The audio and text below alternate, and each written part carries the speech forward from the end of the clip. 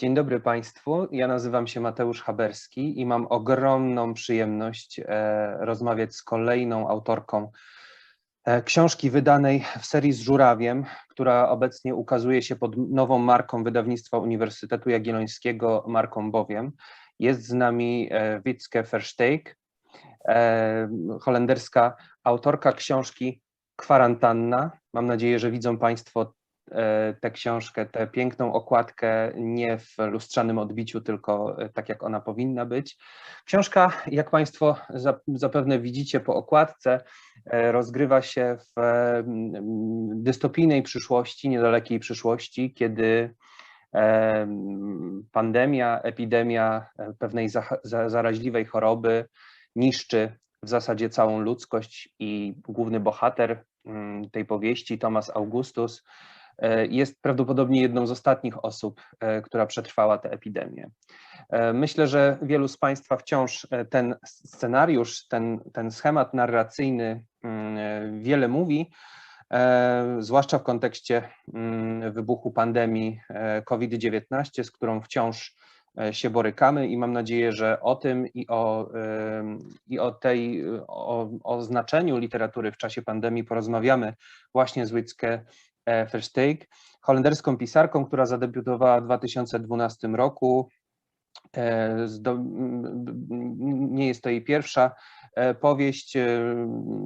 W ostatnim czasie, w 2020 roku, wydała swoją autobiograficzną książkę i za dotychczasową twórczość otrzymała w 2020 roku nagrodę imienia Franza Kellendonka.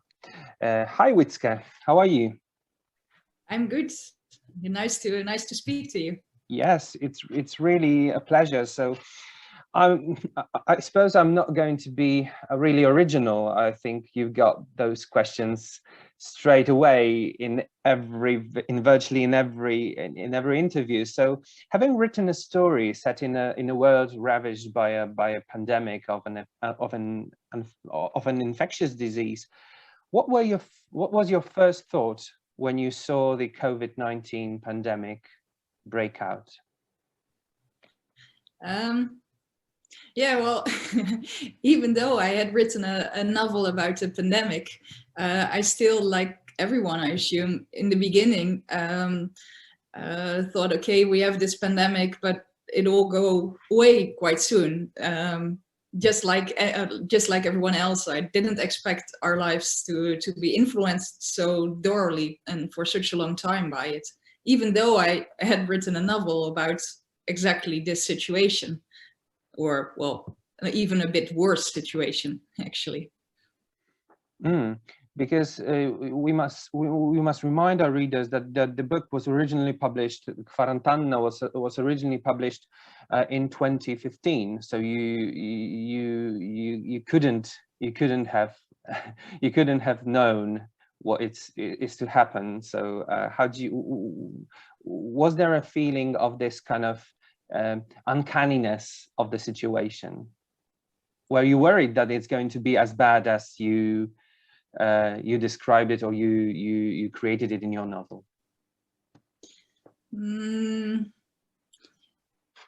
I think for everyone it was like the sort of unimaginable was suddenly here in our countries. But then at the same time, maybe it's good to go back to the starting point of quarantine. There's a saying that, well, the future is already here, it's just not everywhere at the same time. So of course the corona pandemic is not the first kind of devastating epidemic that the world witnesses, and this was one of the starting points for writing Quarantine, that I wanted to explore what would happen if such a disease that we are used to seeing in other parts of the world suddenly turns up here in Europe. And so, having had that as a starting question, it's interesting that I was still surprised by the impact of the current epidemic, because of course the assumption of quarantine was it could happen here as well. And have your book actually regained traction at the time of the corona? I mean, in terms of like readers' interest and marketing, etc. Yeah, there was a huge surge in reader interest. Also because people were wondering about that question. So how did you write about the pandemic actually years before it was present? Because if you read back certain passages of quarantine, you find some some sentences that are very that remind us of the current times, such as the prohibition to get into close contact with one another. So keeping your distance, and also the way in which this affects people, in that there exists a certain people become a bit uncomfortable because the usual ways of greeting one another, giving a hug or a handshake, it's all no longer done. So you see, I don't know how it's in Poland, but so in the Netherlands there's this elbow greeting, but it's still a bit weird. So you see people trying to find new ways of relating to one another, actually. In Poland we've got this turtle. This is called a turtle, so it's like this. Oh, that's interesting. Yeah. This there's is a difference between regions as well in the newly developed greetings. Yeah, true. But they tried to impose or like to promote this, but it didn't. The nudge didn't work. Doesn't work. Yeah, No. yeah, that's true. And do you think what do you think was the reason why of the surge, apart from this, obviously this kind of representation of a pandemic, a world ravaged by a pandemic, but apart from this, and it's a broader question actually, about the role of novels, of stories at the time of the pandemic and at the time of an actual lockdown, because there were two camps, at least here. One camp where there were readers who wanted to know about the pandemic. They bought all those books about pandemics, past, present, and future possible pandemics, both non-fiction and fiction. And there was another camp of people wanting, like, escaping into the world of literature to kind of forget about the lockdown and the quarantine and stuff. In which camp were you in, and how do you find this situation as an author and this kind of epidemic? What was it for you as an author? As a writer? Yeah, well, as a writer, I was also asked to reflect on the situation. This was quite in the beginning of the pandemic as well, and what I found very interesting. So for that reason, I went back to the literature on pandemics, of course. And The Pest by Camus is a very famous one, and still a very great novel, I think. But also in earlier times, and what I found that in the times of the pest epidemics, people were actually afraid of words and of the kind of stories that were being told, to the extent that they feared that if stories were too dramatic, too exciting, that this could actually spread the physical disease. And this is interesting, I think, because it reminds me a lot of our current times and how we talk about social media, and of course how stories are told there and influence people, and maybe, but this fear of how stories can influence people and influence the health of the society is I think a very interesting one, and so one that has been present with us throughout the ages. And what is the, according to you, what is the role of literature, especially like literary stories, in at the time of course, the fake news epidemics as well, because we've got those different like epidemics of stories rather than epidemics of diseases, which go hand in hand with the actual viruses. What do you, according to you, what is the role of literary stories? I think that the role of Well, there's a quote that I find very insightful, which was from one of my fellow writers in the Netherlands, and he was actually saying it in a bit of a pessimistic context, as literary stories lose out in a time that of media that are grabbing our attention. I mean, watching Netflix is easier than picking up a novel. And so he said, well, a book does not fight. And I think maybe perhaps that is exactly the point of literature.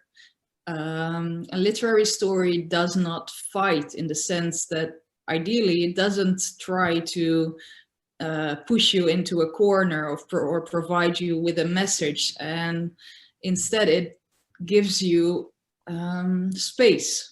Maybe that's what a novel should do. It should carve out a private space for you as a reader, because a book, obviously, and this applies more to books than other kinds of media, interacts with yourself, with your own experiences, with your memories. So even if it's the same novel, two readers will read it in different ways. There's no reader who will step into the same novel.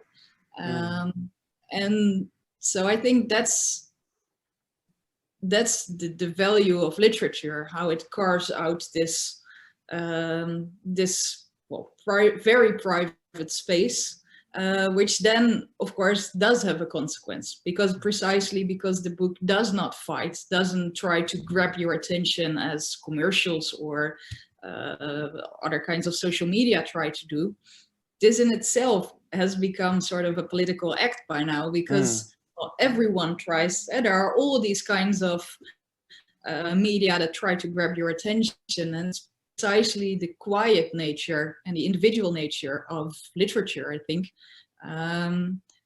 through which it can have an effect. And it can have a collective effect precisely because it works on individuals and does not try to push a message. Very interesting when you're talking about this space and creating space, literature creating space. It's really interesting, especially in the context of the lockdown, when you are confined to your really private space as well, which is supposed to be safe, which is supposed to be kind of cozy, and then suddenly it becomes a trap when you're when you're confined to your house, or which becomes a prison at some point, especially in those long lockdowns we had during the pandemic, which is really interesting, and it really gains traction. But your story actually is really also about this kind of a really private space of this particular character, dealing with the pandemic and kind of surviving the pandemic, actually, and which I find really interesting, especially when it comes to other representation of pandemics or epidemics of infectious diseases in literature, which are usually, especially in contemporary times. I'm not talking about the Albert Camus' Pest, but a contemporary mode, the default mode for writing about epidemics is the sci-fi mode.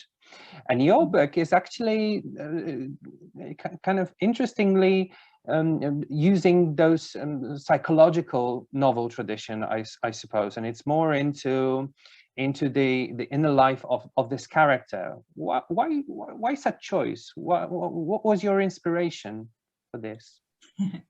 Yeah, well, there's always a question when you're writing a novel: to which extent is this really your choice, and to which extent is this story already existing in some way? Because that's how I experience writing, that you sort of put a lot of time and effort in trying to find the story. So it's not like you're building a story from like clay, but it's rather there is already a stone and you have to carve a way to find the story. So the history of quarantine was that I started out with this idea about the pandemic, and especially about the way in which it affects human vulnerability, because my first inspiration, the first reason for wanting to write about this was the images of heavily clad health workers, you know, in kind of the hazmat suits. And I was wondering what happens to people if you are so very ill, if you are at your most vulnerable point of your life and you really want to touch people. You need to have people close to you. But then at the same time, you yourself have become a danger to your family, to your friends. So because you are the danger, because you have been infected, you cannot have people close. And of course, we have seen this as well in these times. It's something that that health workers have been trying to negotiate. So how then can we, in these circumstances, still have people say goodbye to family members or get in touch with family members in a certain way. So this was the question with which I started the novel. And then sometimes it happens that a character just pops up. And this was the case with Quarantine, because I had started to write about this pandemic. You can still see this actually in the book, because I rewrite a lot, but the very first section is still more or less the same as I started it. So if you look at the first pages of the book, you'll see it starts with a description of the pandemic. And then suddenly there's this voice popping up and saying, well, okay, I really didn't care about it that summer. So you see the main character also said, well, okay, I have all these things going on. There are things much more important to my personal life than this pandemic. And then as a writer, when a character has such a strong voice, you always need to follow it, because you can then just follow this voice, and apparently this person has a story to tell. And as it turns out, the story that Thomas has to tell is actually more or less about the situation that you just described, about how his whole life he has been longing for a kind of private space, and he has been very difficult in dealing with people. He has been very nasty to the people around him as well. And now he has, sort of, it's a bit careful what you wish for. Now he is on his own. And how does he deal with this situation? And he suddenly starts to realize his vulnerability. And that's sort of the motor of the book.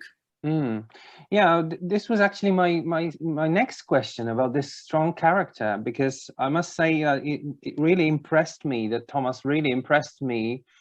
I'm not quite sure whether in a good or in a bad way. I mean his cynicism, his misanthropy, and his misogynist attitudes at times, they really made me cringe. And I was wondering, what were the challenges? What if you say that he came to you, the character came to you at some point? How do you, as a writer, deal with such strong characters? Was there a kind of a wrestling situation between you as a writer and this character who's got this kind of really nasty at points, does really nasty things at points? Yeah, so it's I must say he's one of the characters that I had a lot of fun with in writing, especially I see you're looking a bit amazed, but that's precisely because he's a lot of the things that I'm not in everyday life. So usually I myself as a person, I'm sort of in the background when in company, and so there's this one scene where he describes how he loves to when it rains, to drive extra fast through so that the cyclists get wet. Well, usually I'd be one of those cyclists, and so it did give me quite some pleasure to step into the shoes of this completely other character. But then at the same time, of course, the fun is also for me as a writer to show that his worldview is not a view that can be trusted. So that's then where it really becomes fun, is to sort of give hints to the reader. Okay, he's telling us all this and this and this, and he's sort of he's a very verbal character, and he's really telling us his story, but his story might not be the actual reality, and that's also what you find out that happens in the end. And so that actually the people that he describes in such nasty ways might be a lot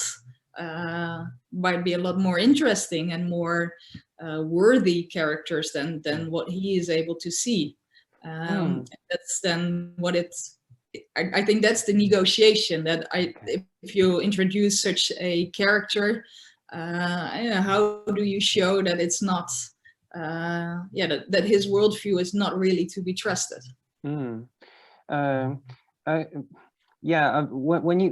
you said that, I looked amazed. My amazement was really due to actually the context, which really changed. I mean, since 2015, when the book was published, and this novel, actually, Quarantine, it kind of struck me as a pre-Me Too novel.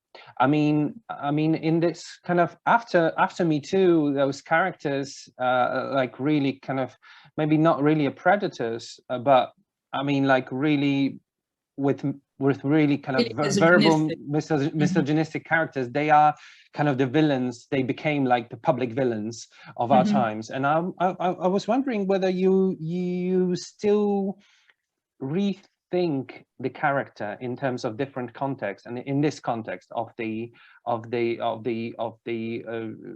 Me Too movement and the non-violence movement, which swept as another epidemic, but a rather kind of purging one across the Western world, I suppose. Do you actually go back to the character in the current situation, in this political, but not really in this pandemic context, but really the socio-political? Yeah, he's a character that would be likely to be cancelled had he been published today. I find that an interesting question, and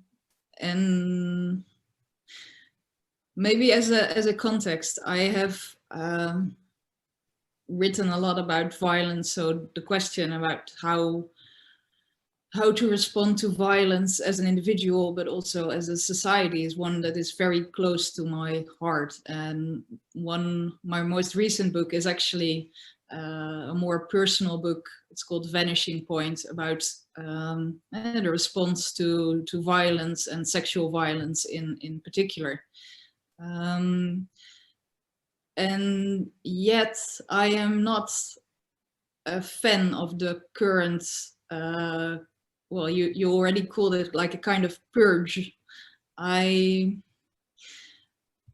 think on the one hand, it is really good to realize that words can hurt and that words have actual value. But then at the same time, I become really hesitant when it seems to, as it seems to do at particular places, or at a lot of places currently, when certain words become banned and when certain attitudes become, when referring to certain attitudes becomes banned.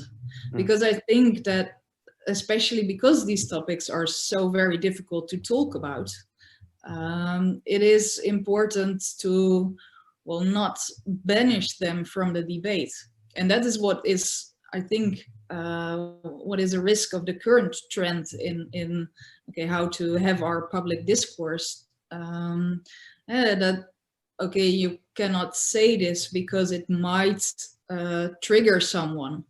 And then, okay, so free speech has been, the idea of free speech has been abused as well, but I think it is still, as an ideal, a really important one, because otherwise it becomes a kind of censoring culture, which can be very dangerous.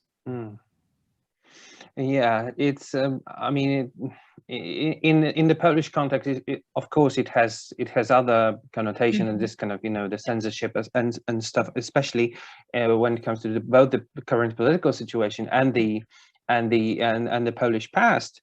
But you are kind of stressing those, I would say, intellectual ideals that are really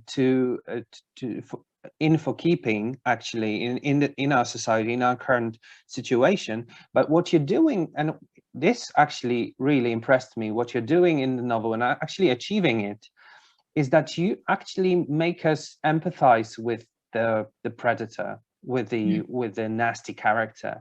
And this the book kind of it sparks it worked for me kind of on the emotional level. How do you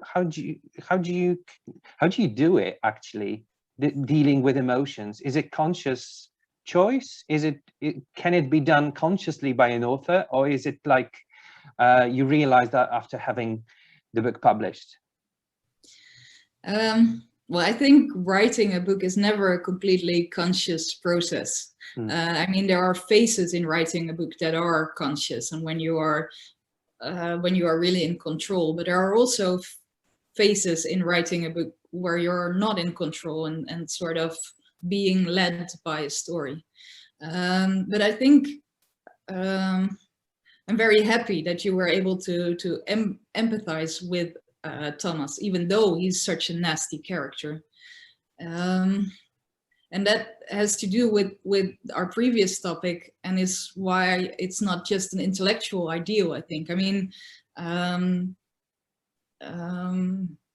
it is very easy to say, okay, these people are monsters, whether you are talking about predators, as you might call Thomas, or in a different society, groups that differ from your own perspective. People tend to do that because it's the easiest option. Okay, those are monsters. We are not going to talk with them or about them, and we are not going to hear their story. And I think that's the other thing about literature, that it really allows you to step into someone else's shoes. And of course, I'm aware that this is under discussion as well right now. But I think that the ideal of trying to do so, of trying to empathize with others, that this is basically one of the ground layers of literature, and also one of the ground layers of building relationships in a society.